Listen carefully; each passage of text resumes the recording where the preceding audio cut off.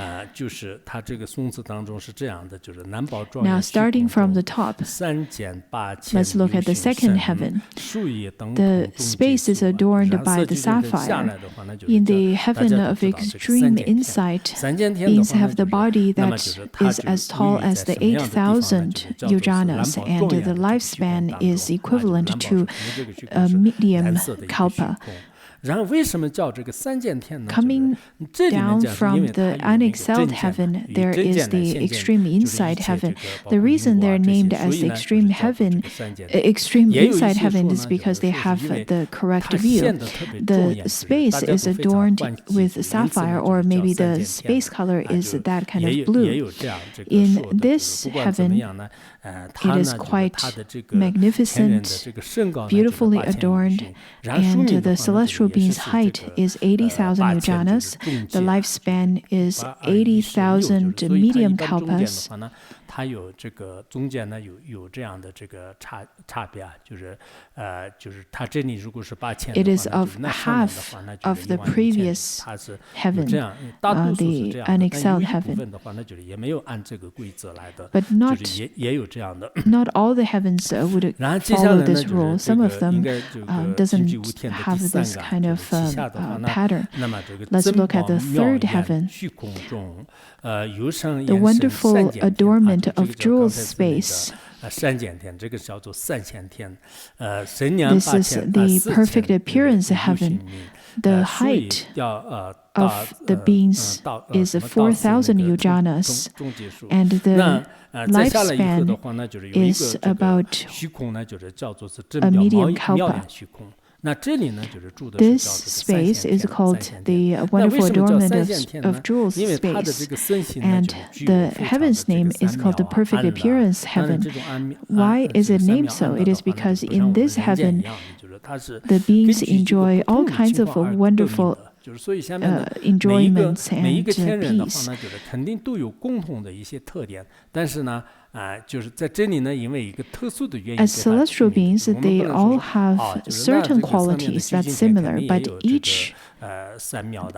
taking rebirth in each level of heavens, those celestial beings must all carry certain special characters, and that's why they're named in such a way. The beings in this heaven, they enjoy all wonderful peace and comfort and appearances.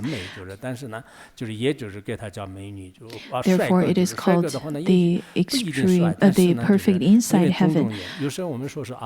But sometimes we would generalize and we would give a name to all of the category of group. For example, we would call the old monks as bodhisattva, or you would call them in certain veneration with certain venerations.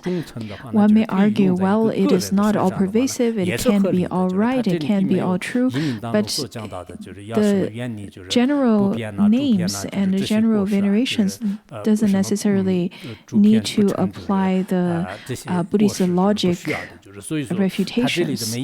We don't need to talk about how it is not pervasive and have faults. We don't need to do that, because it is just a name that calls out for the general characteristics of the beings living there. So this is the perfect appearance heaven, the third one in the 5 pure heavens. Now let's look at the fourth one. It is the heaven without distress.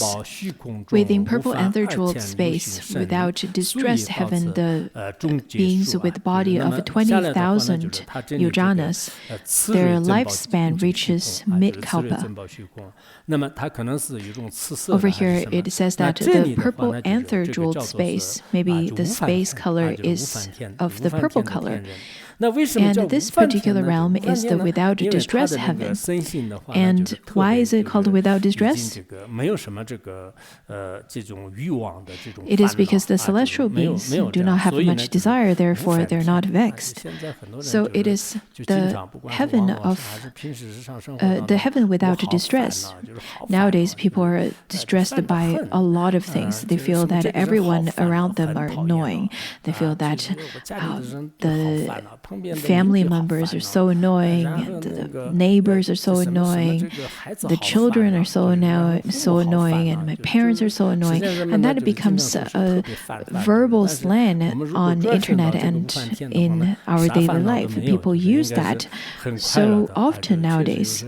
I think the mundane beings in our realm get quite vexed easily.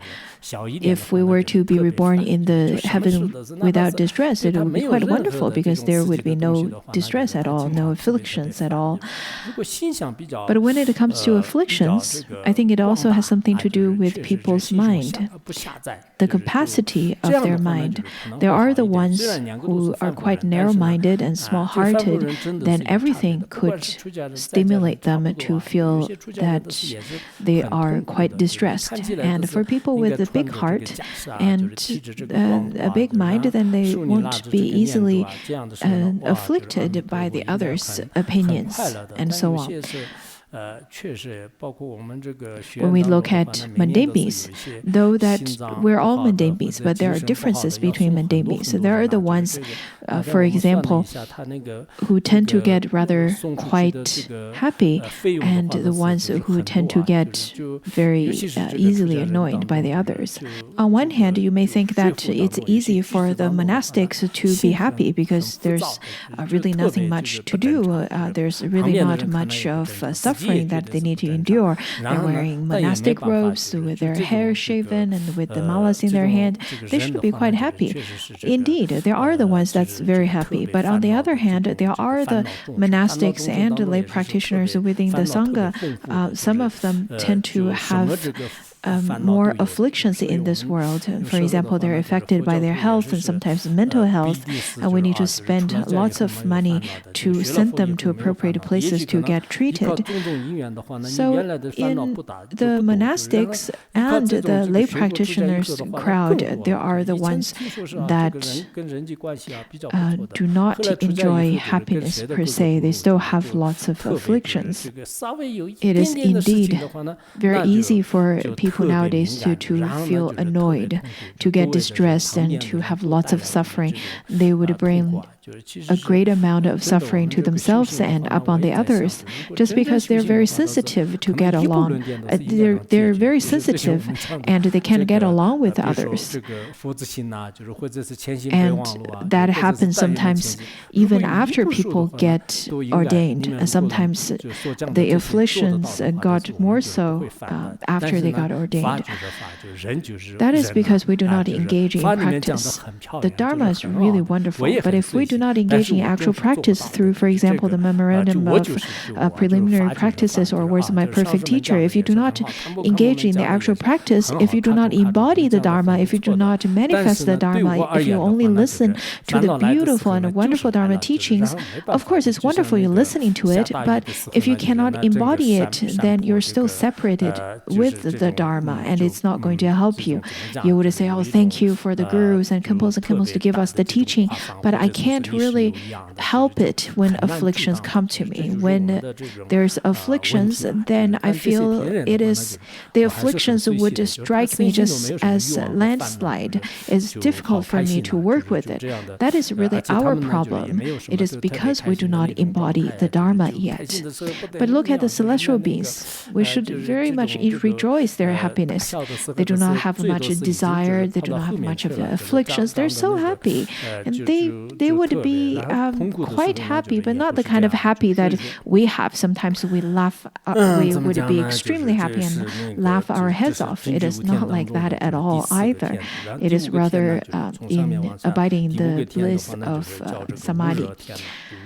Now, we've completed the fourth out of the five pure heavenly realm, and let's look at the fifth one. From top to down, the fifth one is called the slightest. And the description is that it is crystal jeweled building space within the crystal jeweled building space. And the celestial realm is called the slightest. Why is it called the slightest? Because first of all, the body,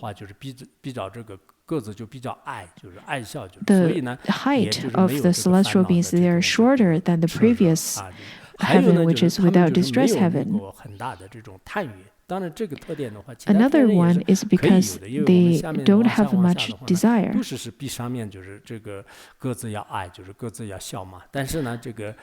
Descending from the peak of the pure heavens, then each of the lower heaven would reduce each of the beings in the beings of each layers of heavens would reduce in their height.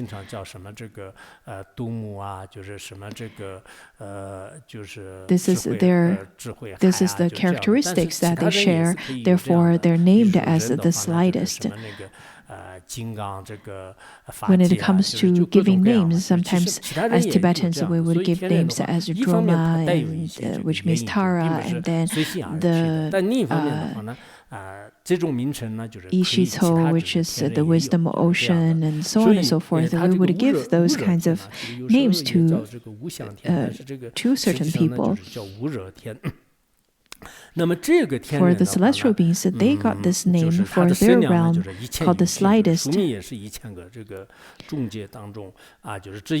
the name is not given just randomly. Rather, this name represents a certain quality that the beings over there share. The height of the celestial beings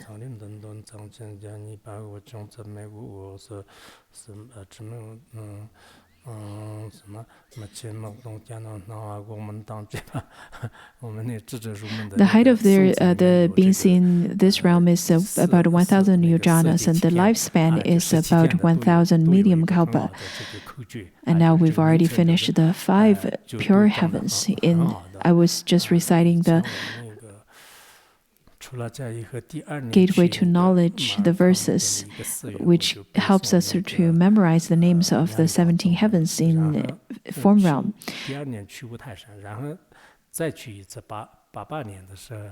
Back at the time I got ordained, and then the second year after that I went to a monastery in Burkham, and then that was the place I memorized the Treasury of Valley Cognition.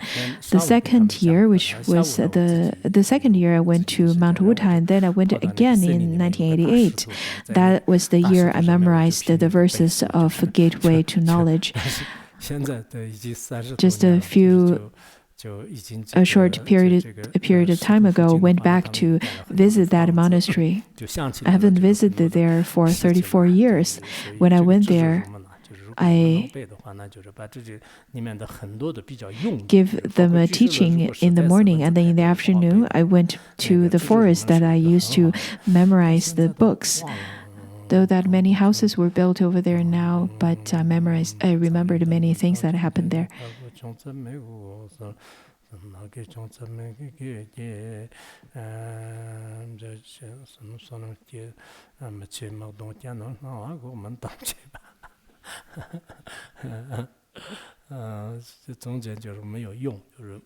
I haven't used it for a long time.